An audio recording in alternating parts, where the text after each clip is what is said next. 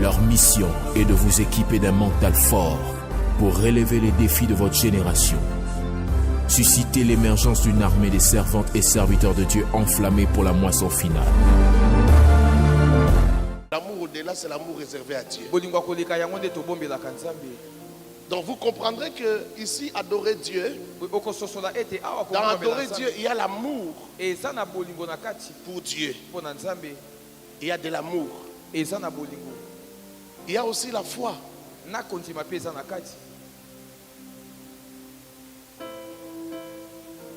Par rapport à son essence, l'adoration peut être synonyme de l'amour. Ça peut être aussi synonyme de la foi. Lorsque quelqu'un adore un Dieu, ça veut aussi dire qu'il a la foi en un Dieu. Il croit, c'est pourquoi il adore. Croire vient avant adorer. Adorer n'est pas seulement des actes ou des rites ou des rituels. Adorer, c'est d'abord une reconnaissance. C'est d'abord la foi en quelqu'un. Croire en Dieu. L'adoration commence par croire. J'irai plus loin, ça commence d'abord par la connaissance des informations qu'on a sur Dieu. Si tu as des informations sur Dieu, ces informations peuvent produire la foi. La foi vient de ce qu'on entend. Et ce qu'on entend de la parole de Dieu, de la parole de Christ. Romains 10, 17. La foi vient de ce qu'on entend. Et si tu as assez d'informations, des informations utiles et suffisantes, il va se forger ou il va se former une foi. Et c'est ta foi qui va t'amener à l'adoration. La considération que tu as pour Dieu, c'est déjà l'adoration. Savoir que Dieu est là. Savoir que lorsqu'on a rendez-vous avec Dieu, il vient au rendez-vous, c'est un gentleman. Si tu as pris rendez-vous avec lui à 17h, c'est depuis 17h qu'il était là.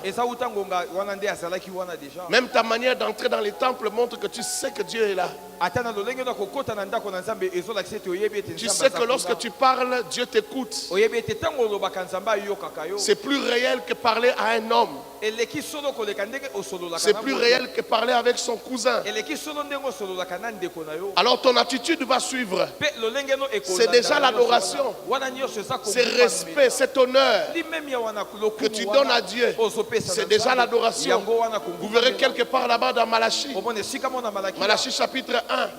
Quand vous descendez, Dieu dit, si je suis père, où est l'honneur dû à un père?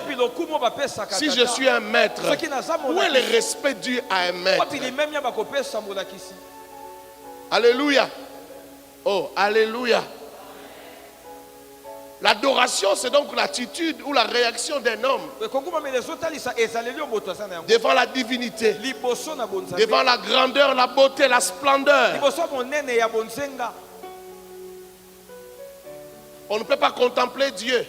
On ne peut pas contempler Dieu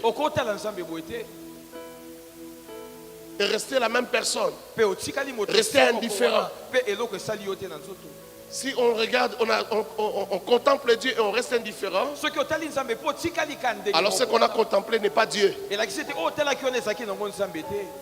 Je ne sais pas si quelqu'un m'a entendu. Ça veut dire que ce que tu as regardé n'était pas Dieu. On ne peut pas rester indifférent devant Dieu. On ne peut pas le voir et rester la même personne. On ne peut pas le regarder. On ne peut pas le contempler. Lorsqu'on contemple, on va au-delà de ce qu'on voit. On essaye de percer l'image. Lorsque tu le regardes, tu vas rester indifférent. Sans que tes genoux ne tombent à terre. Et à un certain niveau de contemplation, les larmes vont couler de tes yeux. Pourquoi? Parce que sa grandeur t'échappe, t'épatte, t'éblouit, te dépasse. Son amour comment dire, te chicote carrément. Son amour te fait souffrir. Tu regardes ce que tu es. Tu regardes ce que tu lui as fait. Tu comprends à qui tu as fait toutes ces choses que tu as fait dans ta vie. Son amour commence à te frapper. Tu commences à dire, je ne suis pas digne. Tu commences à dire, Seigneur, je ne mérite pas que tu jettes ton regard sur moi. Seigneur, tu ne mérites pas que je sois ton fils. Seigneur, tu ne mérites pas que je sois ta fille. Ce sont les larmes qui coulent. C'est les regrets. On commence à regretter. Si je savais, si je m'étais comporté autrement, on ne peut pas contempler Dieu et rester la même personne. On ne peut pas contempler Dieu et rester incrédule. On ne peut pas contempler Dieu et rester orgueilleux. Lorsqu'on le contemple à un certain moment, les galons tombent. L'orgueil est brisé. Et tu vas aller plus loin, tu vas aller jusqu'à te renier. Jusqu'à à te considérer comme rien, comme quelque chose à jeter devant Dieu. Je suis en train de parler de l'adoration. Il y a beaucoup de gens qui pensent qu'ils adorent Dieu alors qu'ils ne le font pas. Beaucoup de gens pensent qu'adorer Dieu se limite à des rituels. Prends bien note à ce que je suis en train de dire. Il n'y a aucun rituel si ça ne vient pas de l'intelligence, si ça ne vient pas d'une contemplation qui soit adorer Dieu. Ce n'est pas adorer Dieu.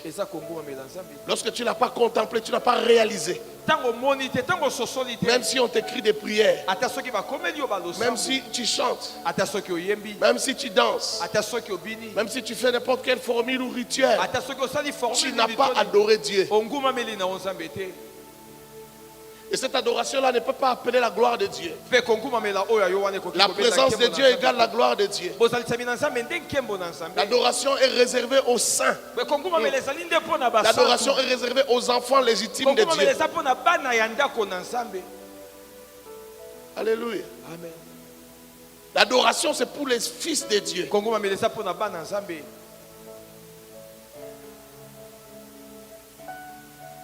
Même si Dieu n'était pas à un endroit, ton adoration va l'appeler à cet endroit. Parce que Dieu se nourrit de l'adoration.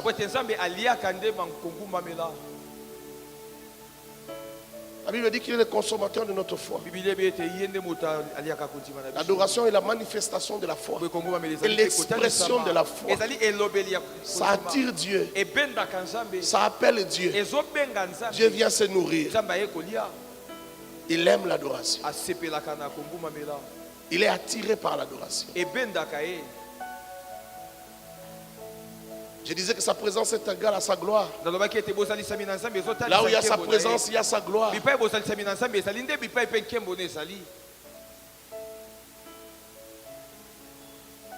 La gloire de Dieu ne reste pas inaperçue.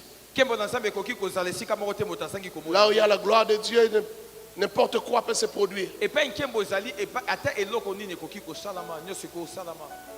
À un certain degré de la gloire de Dieu, sans compris pour les paralytiques marchent.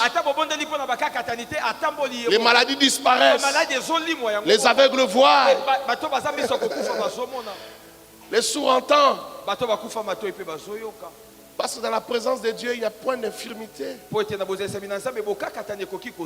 À un certain degré de sa gloire, il n'y a pas d'infirmité. Devant le trône de Dieu, il n'y a pas d'infirmité. Tout est parfait. Il est parfait. Ce qui est saint est parfait. Sa sainteté est parfaite. Apocalypse chapitre 4, versets 5 à 11. Du trône sortent des éclairs, des voix et des tonnerres. Devant le trône brûlent 7 lampes ardentes qui sont les 7 esprits de Dieu. On est en train de décrire la présence de Dieu. Il y a encore devant le trône comme une mer de verre semblable à du cristal. Au milieu du trône et autour du trône, il y a 4 êtres vivants remplis d'yeux devant et derrière. Le premier être vivant est semblable à un lion, le second être vivant est semblable à un veau, le troisième être vivant à la face d'un homme et le quatrième être vivant est semblable à un aigle qui vole. Les 4 êtres vivants ont chacun 6 ailes et ils sont remplis de Dieu tout autour et au-dedans. Ils ne cessent de dire jour et nuit, Saint, Saint, Saint est le Seigneur, Dieu le Tout-Puissant, qui était, qui est et qui vient. Quand les êtres vivants rendent gloire et honneur et action de grâce à celui qui est assis sur le trône, à celui qui vit au siècle des siècles, les 24 vieillards, parce qu'il y a aussi les 24 vieillards, la deuxième ceinture, se prosternent devant celui qui est assis sur le trône et ils adorent celui qui vit au siècle des siècles et ils jettent leur couronne devant le trône en disant: Tu es digne, notre Seigneur et notre Dieu, de recevoir la gloire et l'honneur et la puissance, car tu as créé toutes choses et c'est par ta volonté qu'elles existent et qu'elles ont été créées. Parole du Seigneur. Ici, nous sommes dans une atmosphère de l'adoration. Il n'y a pas de présence de Dieu sans adoration. Parce qu'il n'y a pas de présence de Dieu sans gloire. Aucun être ne peut supporter la gloire de Dieu. Je suis en train de dire qu'aucun être ne peut rester dans la gloire de Dieu sans adorer Dieu. C'est ce que j'appelle ne peut supporter Dieu. Dans sa présence, on ne peut que réagir, on ne peut qu'avoir une attitude. Mais c'est une attitude de contemplation, une attitude de reconnaissance, une attitude de confession. Les 4 êtres vivants, ils ne sont pas comme nous. Ils sont plus puissants que nous. Ce sont des êtres à la fois affreux à regarder, à la fois glorieux. Ils se tiennent dans la présence de Dieu. Ce décor, on ne sait pas bien l'expliquer. L'apôtre Jean qui est en révélation ici, qui est transporté dans la présence de Dieu, ne sait pas bien expliquer ce qu'il voit. Qu'est-ce qu'il voit? Il voit 4 êtres vivants. Ces 4 êtres vivants, ils sont à la fois autour du trône et dans le trône. Ils sont au milieu du trône et à la fois en dehors du trône. Donc il a du mal à expliquer s'ils sont vraiment dehors ou dedans, mais il dit qu'ils sont au milieu et ils sont tout autour. Voilà, ils sont 4. Il est décrit. Il dit qu'ils ont Dieu dehors et au-dedans. Quand tu réfléchis, tu comprends qu'il est en train de voir des yeux partout. Comme si on avait empilé des yeux en forme d'un homme ou d'un humain ou d'un être. Parce qu'il parle des yeux dehors et dedans. Ils n'ont pas des yeux, mais ils sont faits Dieu. Quelqu'un voit ce que je suis en train de dire? L'apôtre Jean a du mal à expliquer cela. Mais il constate au moins que le premier, il est comme un lion. Il y a l'autre qui est comme un aigle en plein vol. L'autre encore est comme un homme. Et l'autre encore est comme voilà, comme un veau. Et chacun de ces êtres a 6 ailes. Quand vous allez dans Ésaïe, Ésaïe parle des séraphins qui sont devant Dieu. Ils ont aussi 6 ailes. 2 ailes pour se couvrir les pieds, 2 ailes encore pour se couvrir les mains ou les bras, et 2 ailes pour voler. Et aussi disent Saint, Saint, Saint. Ici on nous parle de 4 êtres vivants qui devant Dieu disent Saint. La Bible dit jour et nuit. Mais nous savons que devant Dieu il n'y a pas de jour et de nuit. Parce qu'il n'y a pas d'astre lumineux. Lui-même est le véritable astre lumineux. Ce sont les astres qui déterminent le jour et la nuit, qui déterminent le temps. Dans sa présence, il n'y a pas de temps. Sa présence, c'est l'éternité. Il est le Dieu du passé, de l'éternité, le Dieu du présent éternel et le Dieu du futur éternel. Et dans sa présence, on dit Saint, Saint, Saint. Pourquoi on dit Saint? On le répète 3 fois. Ce n'est pas parce qu'il est 3 fois Saint. Il n'a jamais été 3 fois Saint. Il n'a jamais été 1000 fois Saint. Il n'a jamais été 10 000 fois Saint. Parce que c'est trop petit. On ne peut pas quantifier sa sainteté. Il est la sainteté. Il est saint. Il est saint. C'est lui qui peut rendre quelqu'un saint. C'est lui qui peut rendre notre être saint. On ne peut pas quantifier sa sainteté. Lorsqu'ils disent Saint, Saint, Saint, et puis ils répètent encore Saint, Saint, Saint, et ils le font toute la journée, toute la nuit, en fait ils le font sans s'arrêter. On veut simplement dire Saint dans un passé éternel, Saint dans un présent éternel, et Saint dans un futur éternel. Il est saint. Aussi longtemps que Dieu peut dire qu'il existe, il est saint. Dis à ton voisin, Dieu est saint. Dis à ton voisin, ton Dieu est saint. Oh, dis à ton voisin, ton Dieu est saint. Non, celui-là ne réagit pas bien. Regarde un autre voisin, chaque voisin. Dis à l'autre voisin, sois saint comme ton Dieu est saint. Sois saint comme ton Dieu est saint. Sois saint comme ton Dieu est saint. Frère, l'adoration est une affaire de sainteté. L'adoration est une affaire d'atmosphère de sainteté. Je vais le dire autrement. L'adoration est une affaire de cadre de sainteté. On ne peut pas dire on adore Dieu si on n'est pas devant Dieu. On ne peut pas dire on adore Dieu si on n'est pas devant cette mer de cristal. On ne peut pas dire qu'on adore Dieu si on n'est pas resté contemplatif devant le trône de Dieu. On ne peut pas dire qu'on a adoré Dieu si on ne s'est pas retrouvé dans ce cadre de sainteté.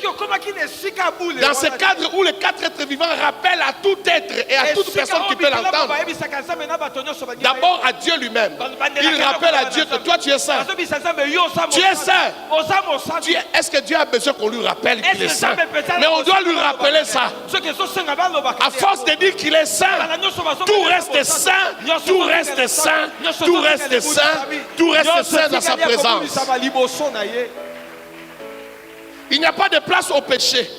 Il n'y a pas de place à l'impureté. Je vais dire ça autrement. C'est une zone étanche. Une zone étanche. Une zone imperméable au péché. Une zone imperméable à la saleté. Une zone imperméable à l'impureté. Il n'y a rien d'impur qui peut entrer là-bas. Rien d'impur ne peut approcher tout être qui écoute ces discours. Donc l'adoration veut dire aussi dire à Dieu ce qu'il est. Rappeler à Dieu ce qu'il est. Ascenser ce qu'il est. Honorer ce qu'il est. Et on ne peut pas le dire sans le voir. Ce que tu dis là, tu dois le voir. C'est pourquoi je dis que ça vient de l'intelligence. C'est-à-dire on a réfléchi. Ça veut dire on a pensé. Tu ne peux pas dire à Dieu que tu l'adores lorsque tu n'as pas pensé. Ça ne peut pas être des choses qu'on t'a écrit. Un discours que tu dois lire. Ce n'est pas l'adoration. Ce n'est pas un rituel. Tu ne te mets pas à genoux. Parce que lorsqu'on arrive dans notre église, on se met à genoux d'abord pour commencer le culte. Non. Ça doit venir de ton intelligence. Tu dois savoir pourquoi tu te mets à genoux. Est-ce que je parle à quelqu'un? Tu dois savoir pourquoi je fais ceci ou cela. On n'a même pas besoin de te le dire. Tout ce dont on a besoin de faire, c'est de t'enseigner, que tu comprennes c'est quoi l'adoration. C'est pas un rite, c'est pas un rituel. On commence par ici, on termine par là. On commence par ici, ou bien on va finir par là. Non, c'est pas une affaire de on commence par quoi, on finit par quoi.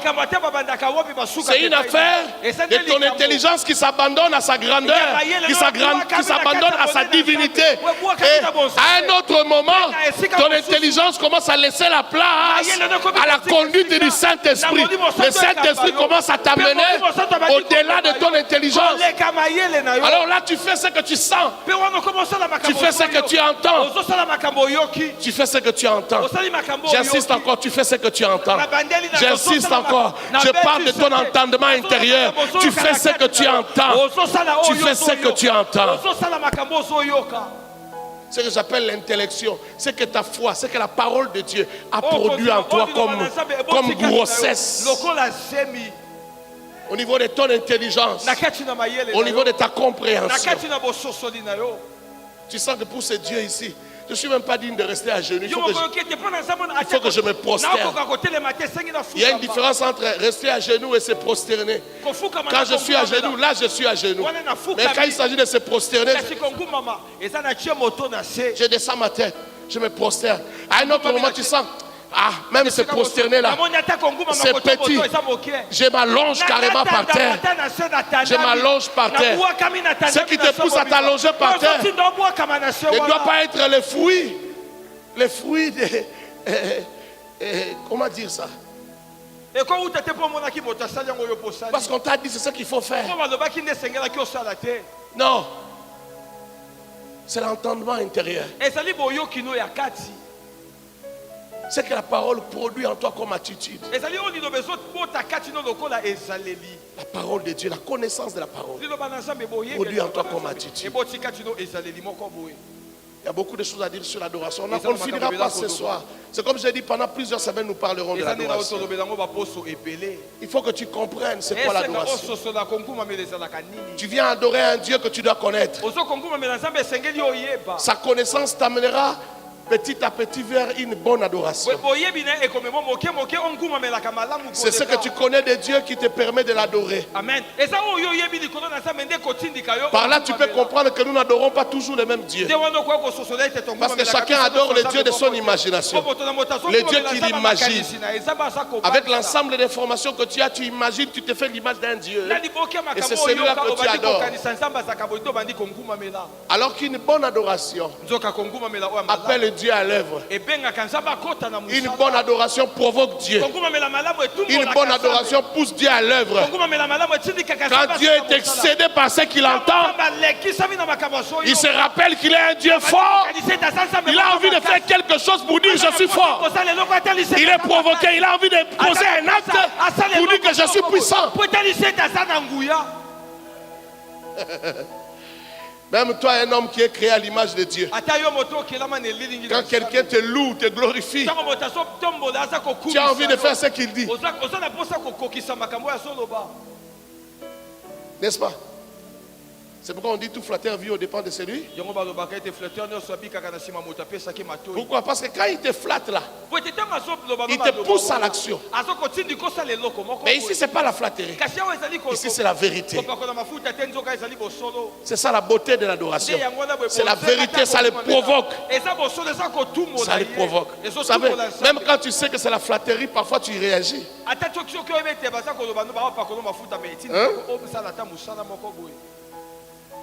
Même quand tu sais que c'est la flatterie, parfois tu réagis. Et tu réagis positivement. Mais tu sais bien que c'est la flatterie.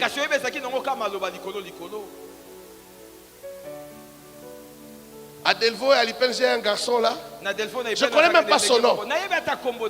Mais je ne peux pas compter combien de fois, soit moi ou ma femme, nous lui avons donné l'argent. Je ne connais pas son nom. Mais quand il te voit, il commence à faire tellement de bruit. À un certain moment, ça te gêne même de l'écouter parce que tu te dis, il exagère.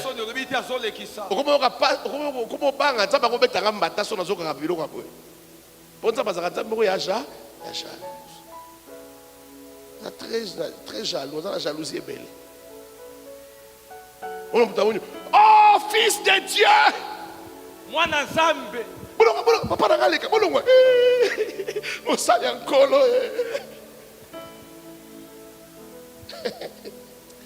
donc asa biloko moko biti na azoluka 1000 francs aluka 1000 francs. Tout ce qu'il est en train de faire là, azoluka combien? C'est ce qu'ils font aussi quand ils voient les musiciens. Soit amoni tamsu ferre amoni solinani. Il faut la même chose en vie. On a 5, 6.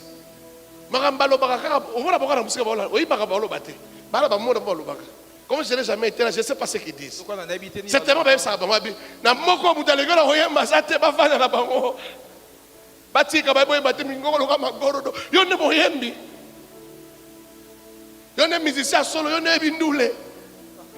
Je peux imaginer ce qu'ils disent.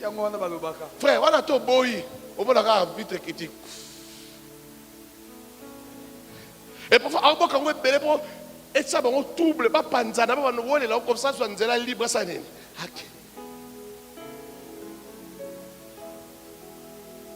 Un jour, je les rencontre, les garçons dont je parle. Je les rencontre à Delvaux. Il a cette histoire dentaire qu'on met là. Prothèse. Comment on appelle ça? La prothèse là. Parce qu'il s'est cassé. Il s'est cassé. Et puis il avait des blessures ici. Donc, à force de faire son boulot là, quelqu'un l'a cogné. C'est à ses risques et périls. Il prend des risques pour avoir ces 1000 francs là, pour faire son adoration là. Il prend des risques. Ah, j'ai dit à quelqu'un, il prend des risques. Et il n'a pas arrêté. Il était encore convalescent, il a repris. Sinon, il ne saura pas manger. Est-ce que quelqu'un comprend quelque chose? Sinon, il ne saura pas vivre. Il doit être là. Alors, il n'arrive même pas à bien parler. Mais il continue toujours à faire l'argent avec même la bouche qui ne parle pas bien. Parce qu'il a une prothèse là-bas.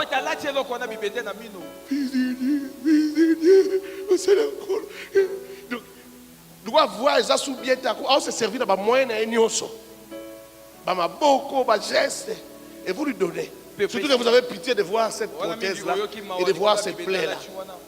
Tout son corps c'est pour l'adoration. Et il vit de ça. Il y a tant de gens qui font des maman, papa, vous faites des mais des gens qui font alléluia. Amen. Qui peut résister à l'adoration?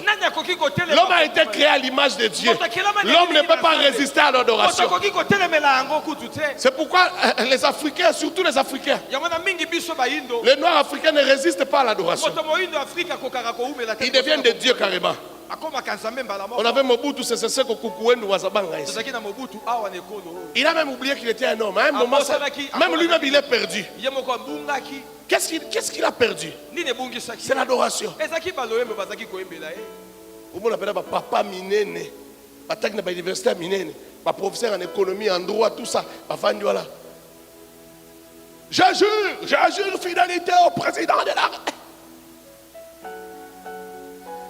Et puis chacun le fait avec zèle pour me conduire à mon. Là, lui est assis sur le trône. Il croise les bras et il regarde. Hey, tu n'as pas peur. Moi, j'aurais peur. Le bon comme de manière, il paraît bête en bata. Mais lui, il prenait ça sur lui. Je jure fidélité au président fondateur. Et bon, on va continuer. Adjectif nyonso, superlatif nyonso yaye. Les pacificateurs, l'unificateur, les constructeurs, paquet la créateur. Ah.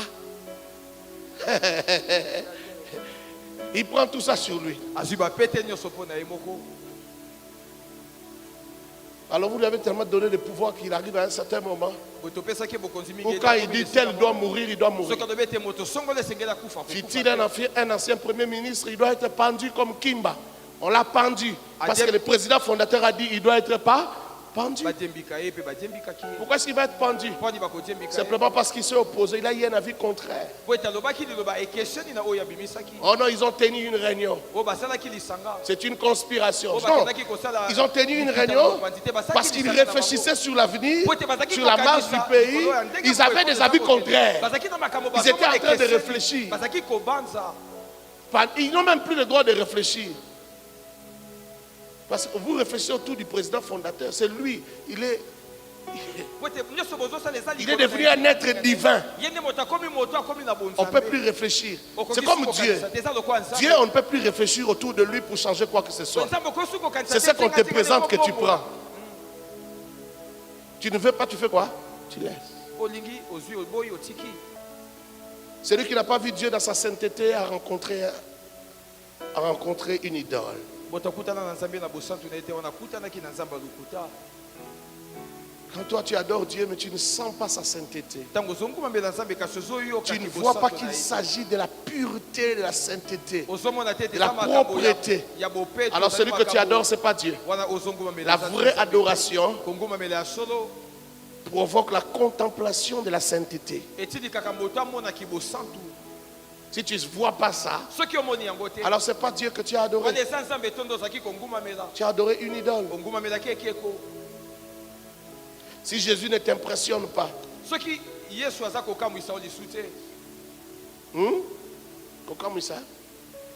Si Jésus ne t'impressionne pas,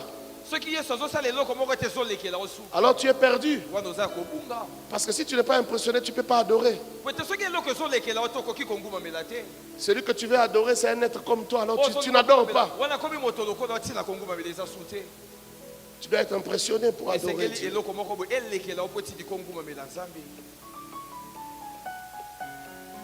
Si une adoration n'est plus sainte, ce n'est plus l'adoration. Ça devient une injure. Tu ne peux pas venir adorer Dieu avec la saleté. Tu n'es pas dans la présence de Dieu. Dans la présence de Dieu, la saleté n'entre pas. Alors tu n'es pas dans l'adoration, tu es dans autre chose. Alors si tu t'obstines à croire que tu es en train d'adorer Dieu, tu es en train de l'injurier. Tu n'es pas en train de l'adorer, tu ne peux pas l'adorer.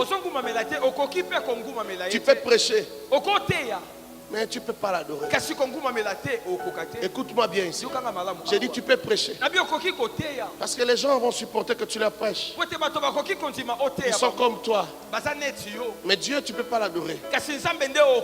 Tu es donc apte à prêcher, mais selon les hommes, bien sûr. Mais devant Dieu, tu n'es pas apte à adorer. Tu peux même faire des miracles. Mais tu n'es pas apte à adorer Dieu. Un pécheur peut faire des miracles. Quelqu'un qui vient de pécher peut faire un miracle. Comme Samson. Il venait de prendre une femme. Mais il est venu, son onction s'est manifestée. Sa puissance. Alors que ce n'était pas une puissance naturelle. C'était un don du ciel. C'était une puissance qui venait de l'esprit. Lorsqu'il est habité par l'esprit, l'esprit se pose sur lui, ça se manifeste. C'est comme lorsque tu prophétises, c'est comme lorsque tu parles la langue, c'est comme lorsqu'un don de miracle se manifeste en toi, comme un don de guérison. Lui, c'était la force. La force physique. Donc l'Esprit de Dieu est venu alors qu'il vient de pécher. Ton don peut toujours continuer à se manifester dans les péchés. Mais tu n'es pas propre pour l'adoration. Tout ce que tu fais là, c'est rien, tu grimaces. Dieu ne t'accepte pas dans sa présence. Les hommes disent, oh, Dieu nous a visités. Dieu nous a visités. Par cet homme de Dieu, cette femme de Dieu, Dieu nous a visités. Et pourtant Dieu n'est pas là. Si tu ne peux pas l'adorer, ça veut dire que lui aussi n'est pas là. Est-ce que je parle à quelqu'un? Il n'est pas là avec vous. Vous avez fait un culte sans Dieu. Beaucoup de cultes se font sans Dieu. Beaucoup de réunions sont des réunions sans Dieu. Beaucoup de croisades d'évangélisation sont des croisades d'évangélisation sans Dieu. Vous pensez que Dieu est là, mais Dieu n'est pas là. Parce que vous n'êtes pas qualifié pour l'inviter. Parce que vous ne pouvez pas l'adorer. Alors il ne peut pas venir. Il n'est pas là. Est-ce que je parle à quelqu'un? Il n'est pas là. Il n'est pas là. Est-ce que quelqu'un a compris?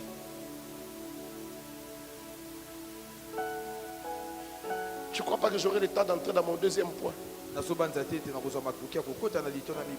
Nous allons quand même lire Lévitique 21. Je vais introduire cette partie-là et puis nous allons continuer dimanche. Lévitique 21, 16. L'Éternel parla à Moïse et dit, parle à Aaron et dit, tout homme de ta race et parmi tes descendants qui aura un défaut corporel ne s'approchera point pour offrir l'aliment de son Dieu. Ici, l'aliment de Dieu, c'est l'adoration. On appelle ça l'aliment de Dieu. Il faut venir brûler un taureau, il faut venir brûler. Les sacrificateurs ici sont les fils d'Aaron. Ils sont de la famille des sacrificateurs, de la famille de Lévi. C'est leur travail. Les peuples amènent l'offrande, mais les peuples ne peuvent pas offrir. Ce sont les sacrificateurs qui prennent les offrandes, qui vont offrir à Dieu. C'était la dispensation de la première alliance. Le sacerdoce aronique. Ils doivent présenter. Mais on dit que les sacrificateurs, même s'il a l'identité d'un sacrificateur, c'est-à-dire le fils d'Aaron, mais s'il a un défaut corporel, il ne peut pas présenter l'adoration, l'aliment de Dieu. Il ne peut pas le faire. Tout homme qui aura un défaut corporel ne pourra s'approcher. Un homme aveugle, boiteux, ayant le nez camus ou un membre allongé, toute forme de défaut. Un homme ayant une fracture au pied ou à la main. C'est-à-dire que même quelqu'un qui est né valide, s'il a une fracture, du moment qu'il a une fracture, il ne peut plus. Il est disqualifié. Au pied, à la main, il est disqualifié. Un homme bossu ou grêle, ayant une tache à l'œil, même la tache à l'œil. Donc pour servir, on t'ouvre les yeux. On regarde s'il n'y a pas une tâche. On te déshabille, on te retourne, on te tourne, on te regarde. On regarde tout ce que Dieu a prescrit. On vérifie si dans ton corps tu n'as pas un problème. Si tu as un problème, tu ne peux pas rendre ce service. La gale, même la gale. Je crois qu'à un certain moment, ça demande même la loupe parce qu'il faut bien regarder si sur la peau, il n'y a même pas un début de gale.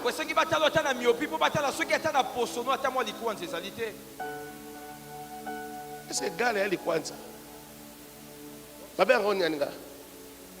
Ma palata. Gale.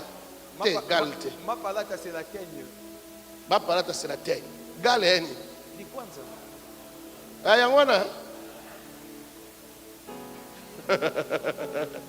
Même les kwanza, ça c'est un grand problème. Donc même chose à Bourboui, déjà tu as la quarantaine, il faut pas observer.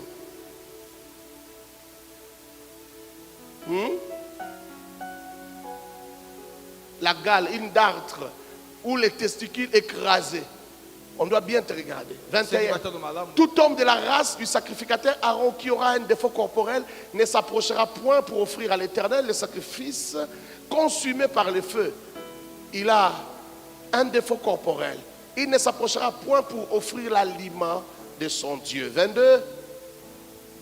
Il pourra manger l'aliment de son Dieu, des choses très saintes et des choses saintes. Il peut manger. Mais pas faire les services. Mais il n'ira point vers le voile. Il n'ira pas vers les lieux saints. Il ne s'approchera point de l'autel car il a un défaut corporel. Il ne profanera point mes sanctuaires car je suis l'Éternel qui les sanctifie. 24. C'est ainsi que parla Moïse à Aaron et à ses fils et à tous les enfants d'Israël. Parole du Seigneur. Ici, nous ne sommes plus au temps de défauts corporels. Aujourd'hui, quel que soit ton problème, tu peux entrer dans la présence de Dieu. Ici, tu ne déranges pas la présence de Dieu. C'est plutôt la présence de Dieu qui risque de déranger ton défaut. Ton infirmité ne dérange pas la présence de Dieu. Mais c'est la présence de Dieu qui risque de réparer ton infirmité. Si c'est une vraie présence de Dieu, ça risque de réparer ton infirmité. Une femme qui perd le sang, qui est pendant ces périodes, ne pouvait pas entrer, ne pouvait pas s'approcher même du temple, ne pouvait pas s'approcher des gens, ne pouvait pas toucher les autres parce qu'elle était dans l'impurité et les autres seraient rendus impurs. Mais un jour, une femme qui perdait le sang a approché Jésus. Elle s'est dit dans son cœur, si je puis seulement toucher les pans de son habit, je serai guéri. Si je peux toucher les pans de son habit. Et la Bible dit qu'elle est venue par derrière, elle a touché l'habit. La Bible dit lorsqu'elle a touché l'habit, elle a senti que son mal s'arrêta. Son mal fit quoi? Son mal s'arrêta. Et même le Seigneur sentit qu'une force était sortie de lui. Un miracle accordé sans être accordé. La foi a arraché son miracle. La foi a pris son miracle. Oh, lorsque c'est dans la volonté de Dieu, tu peux prendre, tu n'as plus besoin que Dieu dise un mot. Non, quand c'est dans la volonté de Dieu, quand c'est dans la pensée de Dieu. L'ancienne alliance était imparfaite. Dans l'ancienne alliance, quelqu'un ne pouvait pas adorer avec un défaut corporel. Mais dans la nouvelle alliance, quels que soient les degrés de ton impurité, même lorsque tu es impur, la présence de Dieu peut te rendre pur. Oh, je dis ça peut te réparer. Je dis ça peut te réparer. J'insiste encore, je dis ça peut te réparer. Ici dans la nouvelle alliance, ce qui était l'ombre des choses à venir est devenu une réalité. Là c'est l'ombre du corps. Maintenant nous sommes dans le corps.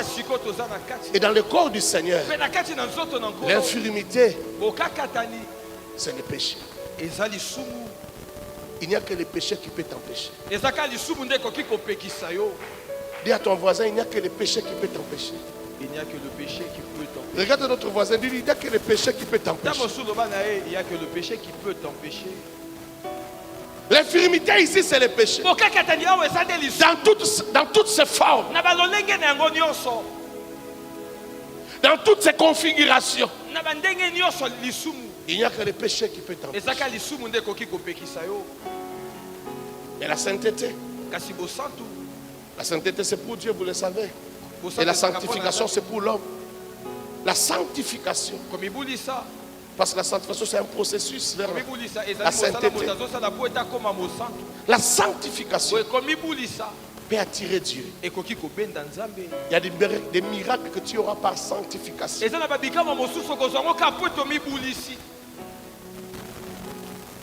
Regarde ton voisin, dis-lui, il y a des miracles que tu auras par sanctification.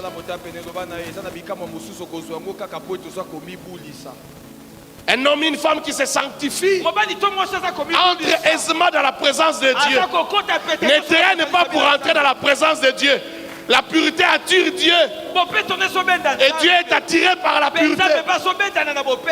On a le droit de parler devant lui. Il n'y a pas que les 4 êtres vivants qui disent Saint, Saint, Saint. Mais il y a aussi les 24 vieillards. La Bible dit qu'ils jettent leur couronne. Ces 24 vieillards sont assis sur le trône. Ce ne sont pas des rois de la terre. Ils sont plus puissants que le roi de la terre.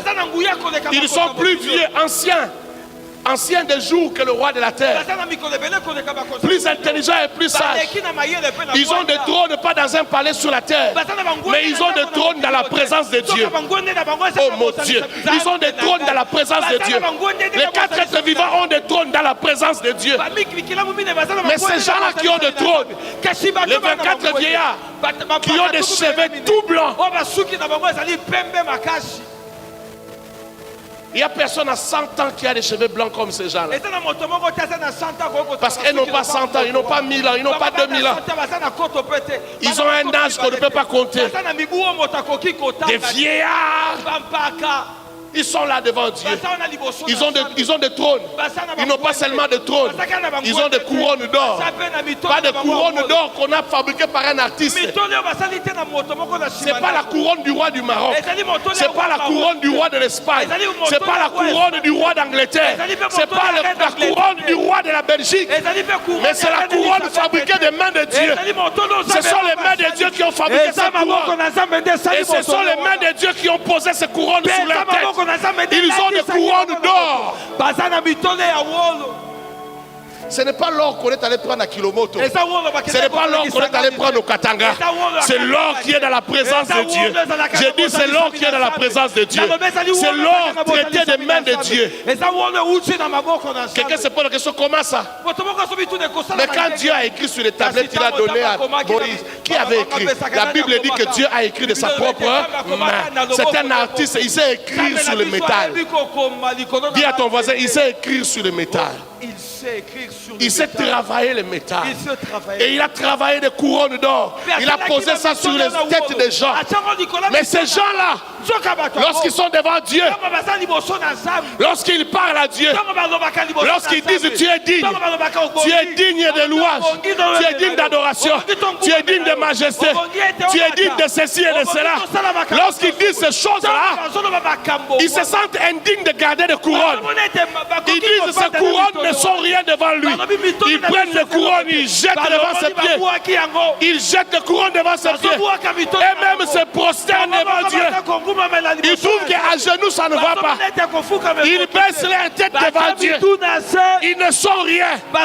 Malgré leur gloire, malgré leur puissance, malgré leur pouvoir, malgré les privilèges qu'ils ont, les privilèges de porter des couronnes de gloire, malgré ces privilèges, ils trouvent qu'ils ne sont rien. Ils se renient. Ils se renient. Ils disent ces couronnes ici c'est toi qui as fabriqué. Ces couronnes ici c'est pour toi. Ces couronnes d'ailleurs c'est toi qui mérites de porter ça. Je ne peux pas rester debout devant toi. Tu mérites de rester seul debout. Ils vont à genoux. À genoux ils se disent je ne mérite pas de rester à genoux devant toi. Qui suis-je? Il baisse la tête devant lui. Lui seul est Dieu. Lui seul mérite l'adoration. Lui seul mérite d'être célébré. Lui seul mérite d'être adoré. Lui seul mérite de rester assis et de recevoir l'adoration. Il n'y a aucun roi qui reste roi devant lui. Il n'y a aucun prince qui reste prince devant lui. Il n'y a aucune autorité qui reste encore autorité devant lui. Devant lui, tout devient faible. Tout devient insignifiant. Il n'y a que lui. Il n'y a que lui. Il n'y a que lui. Il n'y a que lui. Il n'y a que lui. Il n'y a que lui seul qui reste Dieu. Il n'y a que lui seul qui reste grand. Que les hommes, que les femmes qui connaissent Dieu adorent Dieu. Adorent Dieu. Adorent Dieu. Adorent Dieu. Adorent Dieu. La Bible me dit que Paul et Silas étaient en train d'adorer. Ils chantaient les louanges de Dieu pendant qu'ils adoraient Dieu. Les cracas sont tombés. Les chaînes sont tombées. Les chaînes de pieds sont tombées. Les portes se sont ouvertes. Au lieu que ça s'arrête dans leurs cellules, dans toutes les cellules de la prison, les portes se sont ouvertes. Les chaînes sont tombées. Les cracas sont tombés. Tous les prisonniers sont devenus libres. Parce que deux hommes était en train d'adorer Dieu. Le ciel est descendu dans la prison. Le ciel est descendu dans la prison. La prison a cessé d'être prison. La prison est devenue un internat. La prison a cessé d'être prison. Pourquoi? Parce que Dieu est descendu dans la prison. L'adoration a appelé Dieu. Oh, laisse que l'adoration appelle Dieu dans ta vie. Je dis, laisse que l'adoration appelle Dieu dans ta vie. Que l'adoration invite Dieu dans ta vie. Que l'adoration fasse descendre Dieu dans ta vie. Que l'adoration change le cours de ton histoire. Que l'adoration change ton parcours. Que l'adoration modifie ton parcours.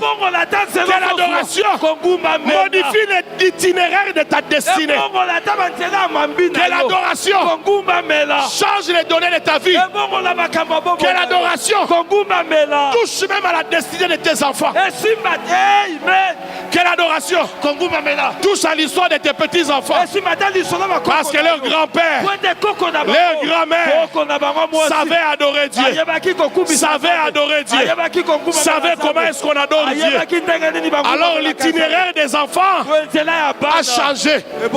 Des enfants qui devenaient déjà des voyous. Des enfants qui devaient être des voyous. Des Kuluna. Écoute-moi frère. Pour les vrais adorateurs, écoute ce que David a dit. Il dit j'étais jeune, je vieillis. Je n'ai pas vu un juste abandonné. J'étais jeune, je vieillis. Je n'ai pas vu sa postérité, c'est-à-dire ses enfants, ses petits-enfants, les enfants de ses petits-enfants, les enfants des enfants de ses petits-enfants, les enfants des enfants des enfants des enfants de ses petits-enfants. Je ne les ai pas vus mendier leur père. Pourquoi ils ne mendient pas le père? Parce que leur père savait adorer Dieu. Parce que leur père était injuste devant Dieu. Alors même les enfants des enfants, les enfants des enfants, les petits-enfants ne mendieront pas le père. Ils seront déjà importants. Ils seront des personnes respectées. Ils seront des gens qu'on va honorer. Ils ne vont pas mendier le père. Ils gagneront leur père. Ils gagneront leur père. Et avec beaucoup de facilité. Écoute-moi. Écoute-moi. L'adoration va changer l'histoire de ta famille. Va changer l'histoire de ta postérité. Va changer l'histoire de tes enfants. L'histoire de tes petits-enfants. L'adoration va changer leur histoire. Merci d'Adieu. Il y a des gens, frère. Il y a des gens. Attends, moi, on a commis voyou le bon bang à la biloté. À Rozonga. Il y a sa voisine. Tout le monde a commis voyou. Ko bang à Rozonga. Il y a des alliances. Il y a des alliances. Il y a des alliances. Dis à ton voisin, c'est un problème d'alliance. Bon, on va te voir. Bon, on va te salama. T'as la bateau. Il y a des alliances. Ata komi kuluna lelo. Ata na prison, il y a son coup tananae. Mais à côté, quand la mopaga nous libère. Parce que c'est un problème d'alliance. C'est l'itinéraire de la grâce. C'est l'itinéraire de la grâce. C'est l'itinéraire de la grâce. Moi, je dis qu'à la bongo, exact. Merci, papa. Même si mon petit-fils est abandonné, même si mon petit-fils fait un enfant quelque part avec une femme de cabaret, cet enfant-là, la grâce le recherchera. Je parle bien du fils de mon petit-fils. Le fils de mon petit-fils. Le fait qu'il a mon sang, la grâce le recherchera. On enverra un prédicateur vers lui. Même sur la rue, même en prison, la grâce le récupérera. La grâce le rattrapera. Et il servira Dieu comme son arrière-grand-père. Est-ce que je parle à quelqu'un? Est-ce que je parle à quelqu'un? Sois un adorateur de Dieu. Sois une adoratrice de Dieu. Sois une bonne adoratrice. Sois un bon adorateur. Et tu auras une histoire avec Dieu. Ta famille aura une histoire avec Dieu. Laisse que le Seigneur te bénisse. Et qu'il te bénisse abondamment.